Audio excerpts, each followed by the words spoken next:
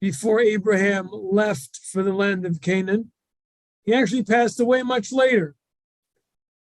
Because if you do the calculation of the 205 years that Terach lived, and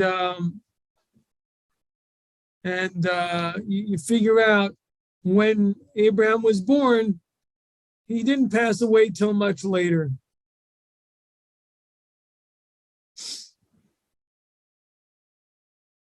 So the question is, why does it say here that Terach died in Haran? So Rashi brings from the sages that it's alluding to the fact that the wicked are considered dead already in their lifetime. And since at that time Terach was a wicked man, so we're already mentioning his death long before he ever passes away. And the opposite, the righteous, they're considered alive even after their passing.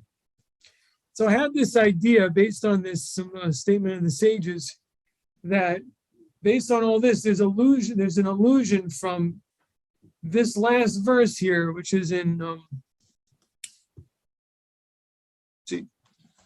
chapter 11, verses 30 and 32 in Genesis. Well, it's actually verse 32 to be exact. That this is a proof that the nations have a portion in the world to come, or I should say a potential portion in the world to come. See if you can follow my logic here. What is the meaning of the idea that the wicked in their lifetime are called dead? And what is the meaning of the idea that the righteous in their lifetime, the righteous after their passing are considered alive? So I think the simple understanding is that, that the life of the world to come is an eternal form of life. So it's the true life. And therefore, since the wicked don't have that, already in this world, they're considered dead. On the other hand, the righteous, since they live eternally, so even after their passing in this world, but their life in the world to come continues on, so they're considered alive. I think that's a simple explanation of the meaning of the wicked are considered dead in this world, and the righteous are considered alive even when they pass from this world. So, in other words, the idea of this is this: if a member of the nations only had this world, only had the material world, nothing else, then what does it mean to say that the wicked in this world are considered dead? No, they have the same life as any other member of the nations. They have this world, the same thing, the wicked living in this world. Why should they be considered dead? So you see that you have to conclude that the meaning of the phrase that the wicked are considered dead is because they have a potential eternal life, which they've lost, and that's why they're considered dead. While the righteous have laid a claim on eternal life, and therefore even when they pass from this world, they're considered alive.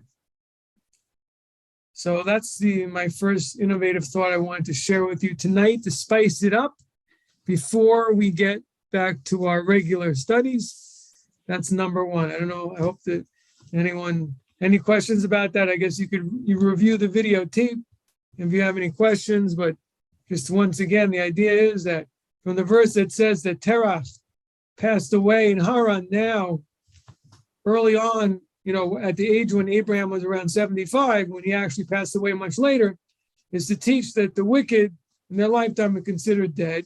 And from that alone, we can conclude that any human being has a potential eternal life, which the wicked forfeit, and that's why they're considered dead. So here is a kind of a allusion through one of the statements of our sages that that the righteous of the nations have a portion in the eternal world to come. So that's my first thing I wanted to share, a little spice it up before we begin. And something else that came up actually in my studies something that was pointed out to me, and that is that I wanted to share with you as well. Everybody with me? It's so hard for me to tell because nobody's faces are moving. A lot of people have different pictures up, and I don't know who is really there, or if everyone went to put a pizza in the microwave and I'm just sitting here by myself or something. I don't know. I could never know. But anyway, okay. Thank you. No, I see people are reacting, responding. I have you. Good. So listen. So it was pointed out to me that Reb Nachman of Breslov in his work, and I have a copy of the how shall I say, the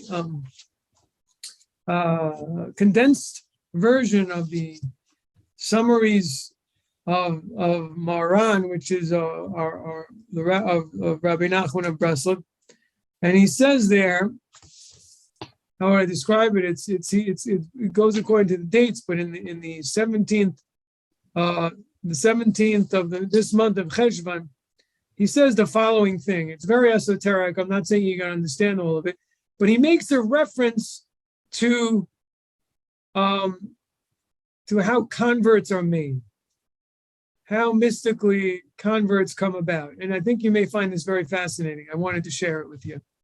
So he says the following. He says, paragraph 10, the charity that a person gives to a true Torah scholar greatly increases and extends the concept of clear and tranquil air. So somehow giving charity to a Torah scholar purifies the air, the environment. Okay? Then when a person who knows how to speak Jewish speak, that is holy speech, utters his words, they are written and carved out in the air, and they go forth and are heard at a distance. So if someone speaks holy words of Torah, of Judaism, words they're uttered by a Torah scholar and the righteous, those words go out into the air. Okay? They go into, in other words, if the air is purified by charity, then holy words can go into the air somehow. Okay, again, this is obviously a mystical stuff.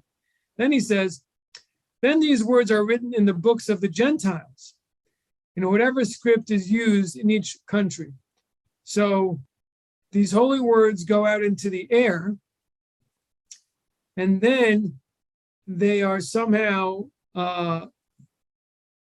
infused into the books of the Gentiles, okay? And whatever script is used in each country. Subsequently, the Gentiles find in their own books things that contradict their faith, and consequently, they convert to Judaism.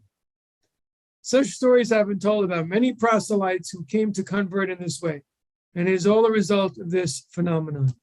I found that unbelievably interesting because, first of all, I just know that there are a lot of you that have similar stories, that they found contradictions within the scripts of their own religions. And this is what he says. This is caused by holy speech, well, first of all, through charity, which purifies the air and then allows holy words of Torah to have an effect to somehow be imbued into, into the texts of non-Jewish books in such a way that the reader is able to pick up from the book that something is actually wrong. I mean, it's a fascinating idea. If I would just look, it's quite esoteric and it's quite confusing to understand his words. But to say it simply, I mean, what he's saying is that the good deeds of charity and saying words of Torah in one place somehow bring some purity and some type of arousal and trigger that even in these other religions, that person who studies that can see the issues and problems with them. Or to say it another way, to simply that the acts of charity and Torah study that take place in a pure manner brings converts. That brings converts. It brings people on the other side of the world to read their religion and to see contradictions and therefore come close to Torah. So it's just, I just thought I had to share that with you because one thing is just, such an incredible idea, but also something that I had thought of myself in the past, that there was a connection between the service and the self-sacrifice of the Jewish people in keeping Torah and mitzvahs through the ages, and converts who are coming now in this late in our generation. He doesn't say exactly that either, but he is bringing out that there is a connection between charity and pure Torah study and the awakening of the nations to Torah. Okay, any questions about any of these points? Okay, all right, we'll move on then. I just leave it there with you, and we'll move back to our book. Okay. I'm going to be ending a little bit earlier today, and that might be something permanent, as I have to leave. I'm leaving some time to get to evening services here, to our Arvit prayer services, and maybe we'll start a little earlier, or we'll just end maybe about 5 or 10 minutes earlier, one or the other. Okay. So in our book on the Noahide Law, Universal Ethics, I think we're up to about page 183, which it states, talks about something that's always I felt was quite complex and quite confusing, which is this idea of partnership. We previously stated that the first and ideal approach to belief is the understanding that there's nothing other than God, and all other things are just, like axes in the hands of the wood carver, the wood chopper, and they don't have any real ability and real power at all. There was a dispute there among the halachic authorities if a person of the nation is obligated to have that level of belief. And if you look at the footnote 15, that's discussed that the Sefer Chinuch does have the view that the nations are obligated to have that high level of belief. There's also a reading of the Rambam and Maimonides that the nations are obligated to have such a belief. And there are others who disagree, including the Ramah in the Jewish Code of Law, and the Shulchan Aruch brings other opinions. And also there are some views of even Maimonides himself that that pure level of belief is not required, but partnership is permitted. So now we have to understand partnership. So let's begin, and you'll see that what we're going to get to is that partnership is something that may be permitted in belief, but not in action. So it's a very, very limited, carved out allowance. Let's see what it's all about. Okay, partnership, page 183. A second perspective on the relationship of God to creation is that God is seen as being in partnership with a created power or agency in creation. That is, although God is grasped as the ultimate power in creation, this other created power agency is accorded a measure of significance as a conduit for God's influence. So in other words, the idea of partnership is not that there's God and then there's another power who's, basically got just as big biceps as God has. No, that's not the idea. The idea is that it's a conduit and it's getting God's influence. It has power, it stems from God and flows from God. Okay, so then what is this partnership then? Let's see. God's authority is not negated in as much as he is seen as the major and ultimate authority over creation, including this lesser agency. At the same time, the concept of partnership does not have the degree of authenticity, as does the above discussed concept of the unity of God. This is because a partner is one who has choice, and all the entities of creation, including the greatest and most powerful entities, in reality have no choice. So partnership believes that although these other agents, whether it be an angel whether it be the constellations, whether it be different powers in this world of fire and water, wind, whatever it may be, there's a belief that there's an understanding that these things, these different powers get all their ability and so on from God. But however, they can make their own choices. And because of that, the person has a belief in them as well. Now that's a mistake in that these other forces cannot make a choice. There's only one being that can make a choice. As he continues,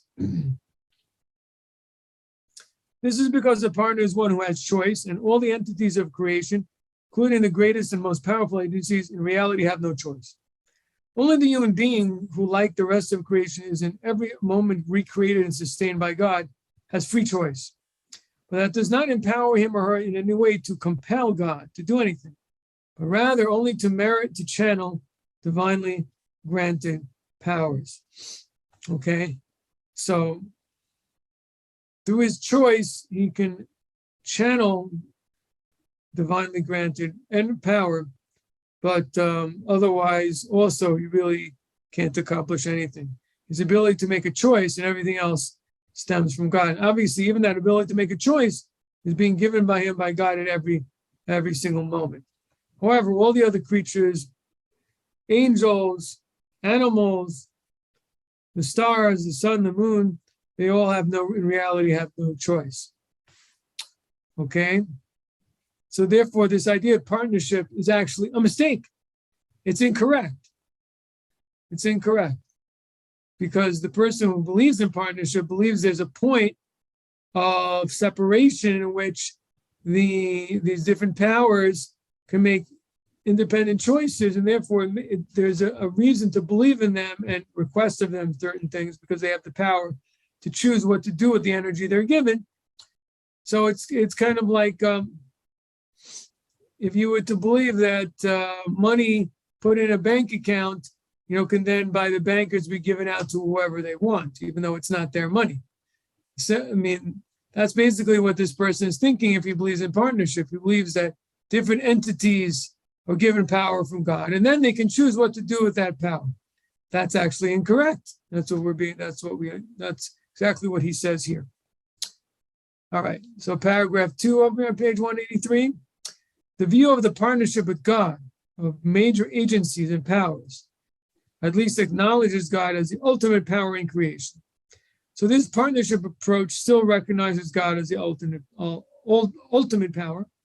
Moreover, the ultimate reality that everything is totally nullified to God is a perception which is not readily manifest to all humanity. So because it's difficult for people to understand the idea of being fully nullified to God, therefore there's been an allowance not to punish people for having a belief in this partnership idea, because the idea of nullification is too hard for people to grasp. I mean, I guess part of that would have to be because other entities appear to be making choices, even though they're really not. And because of that appearance, so there's this allowance given in the Torah for the nations to have a lesser level of belief. Again, that's according to this opinion, in many opinions. Okay. For these reasons, partnership, in quotes, is permissible according to the principal view in Noahide law. So again, our author is telling you that the principal view says this is permitted for Noahide, for Ben Noah. Now, traditionally, and now we're going to turn the page, it is called partnering in the name of heaven with something else.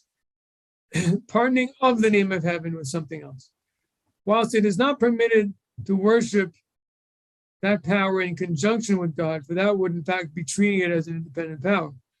In Noahide law may associate it with the transcendent God.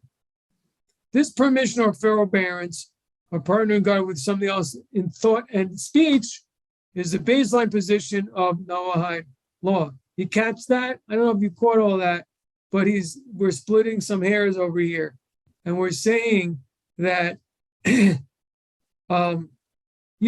not permitted to worship this other power in conjunction with God. Okay, So what's the forbearance for? What is this allowance? He says a forbearance, permission, partnering God with something else in thought and speech. Thought and speech. Okay? In the baseline position of no Allah, in the 17, in the footnote, he quotes the Ramah Shulchan Aruch, that's a code of Jewish law, the first section of the first book of the first volume, chapter 156.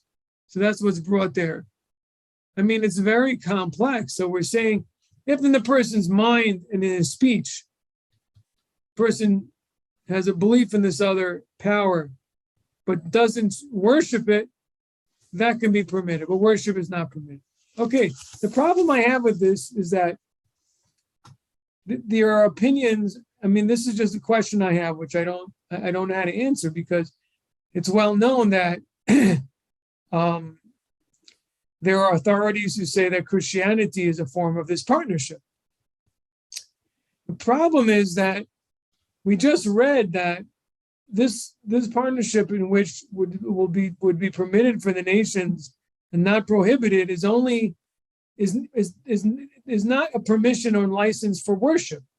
It's only a permission or license. In other words, it's not really a permission. It's more a forbearance. It's like, it could be that humanity may not have evolved enough to understand the idea of God, of there being none other than him. And therefore, if people have a belief in there being God, but there's other powers as well, then God will put up with it.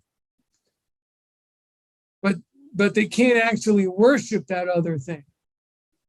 Well, Christianity isn't that what it's all about? Worshiping a partner? I don't know. I mean, I don't know. Ross is shaking his head. I hope he shares with us some of his thoughts. I'd like to know what he's thinking. And anyone else? Timothy, I think you had your hand up. Go ahead. You're right about, well, first of all, thank you, Rabbi. It's good to see you. Sorry I missed last week. I couldn't help it. Okay. Good to see you as well. So I've been trying to understand these things. And one of the studies that I did, I saw where a goy that wants to become a ger toshiva it's not his fault what he learned from his forefathers. So, he was raised up with these other kind of thoughts or documents.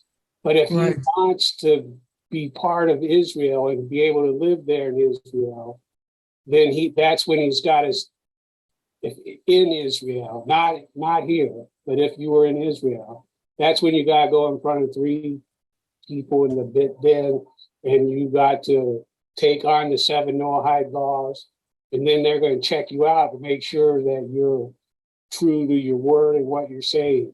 So that kind of lines up with what you just said. They could be thinking about that because it's not really like their fault. That's what they were taught to do. But if they come to realize the truth because of Torah and change, that's good. And I think that was kind of like what you were just saying. Is that correct, what I said? I mean, I think what you're getting at is, if I understand you correctly, is that there's justification for the leniency because of people's backgrounds and the way that they were brought up and their perceptions. And yeah, I agree with that. I also think just in general, it's really hard this idea of belief is hard for all of us in the sense that the way we see the world with our eyes, there seems to be a lot of independent actors. Most people think this way, meaning to say people think God created things and then things just move on their own. When people think of a creator, they think of, basically the God molded things, into, clay, into ceramics, and then it's its own thing. I think most people view that way, that God is a creator, and then things become independent after his creation. I don't think most people, unless they study this, really realize that the intent of Torah is to say, no. Everything is constantly plugged in. I mean, unless you study this, you don't really understand this. Even no, in other words, if you were to hear, even I'm talking about even theology, the God's the creator. Let's say you were told at some point, parents, or even you just read about it in some simple book. Okay, that creationism. Oh, so that people who are religious believe that God created the world. What does that mean? He created? Well, he made it. Now it's on its own, and he's up there in heaven somewhere, and the world is turning around and all everything. That's how you'd usually understand it. To come in and to understand that, no, he's constantly, he's basically the electricity and everybody needs his socket is something that you need to meditate on and kind of be told at first, because God is so hidden that it's not the way things appear to us. Things appear to us as partnership. That's what he's saying. That's why it's allowed by Judaism, because we want to, it's just being fair, because and the way the world looks, it looks like it is a partnership, just meaning to say, as I just said, that God, the power stems from God. He makes things and then they move around and do what they want. That's what it looks like. That's what it looks like. And that's really what partnership is. And therefore, it's wrong to punish, people for that. Now, the Jewish people that had their revelation and they witnessed the going out of Egypt and the event that the prophetic event at Sinai. So their demands of them are different because of what they experienced, and the tradition they got from their forefathers. But others can't be expected to, not see things the way that God, the illusion that God has created. God made this illusion himself. So he can't then expect the people to, see through it without instruction. I think that's the most logical way to approach this. Yet we're still saying, no, you can't worship these things though. You can't worship them. You can only think that they have some power and maybe mention them as a power in your speech, but not worship. That's not allowed.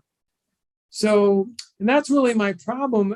And this is really a theoretical problem, because if there are authorities who say Christianity is a partnership, I have no right, I don't have the authority or knowledge to disagree with them. I'm just posing it as an academic question that, based on what I know of Christianity, based on what I just read and studied, it doesn't seem to jive that Christianity is a viable partnership, because you are worshiping the partner. But maybe it's something I'm missing here.